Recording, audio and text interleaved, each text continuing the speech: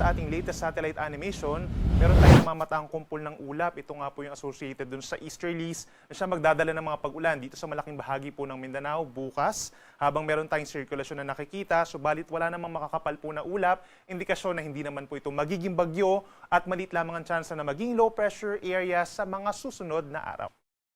At para naman sa lagay pa ng ating panahon, simula po sa Friday, March 27 hanggang sa March 29, that's araw ng linggo, asahan pa rin ang epekto ng easterlies o yung silanganin. For Luzon, magdadala pa rin ito ng fair weather conditions. Kung kayo pupunta po sa may Cordillera regions, kabilang na ang Baguio City, preskong panahon pa rin po, no? At maglalaro between 15 to 25 degrees ang temperatura.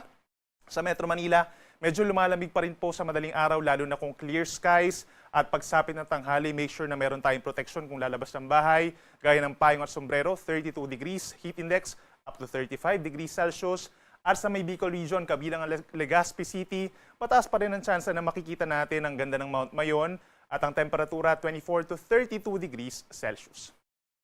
Sa ating mga kababayan at mamamasyal din po dito sa Visayas, dahil sa easterlies, mananatili pa rin bahagyang maulap at minsan maulap ang kalangitan sa susunod pa na 3 araw at aasahan lamang yung mga ilang lugar na magkakaroon ng mga isolated rain showers or thunderstorms at may mga lugar pa na maliit lamang ang tsansa ng ulan or hindi naman ulanin, lalo na dito sa may Western Visayas at Negros Island region. Kasabay niyan, magiging mainit din po, no, dahil sa easterlies dito sa Visayas. For Metro Cebu, 31 degrees ang actual temperature, maging dito sa may Tacloban.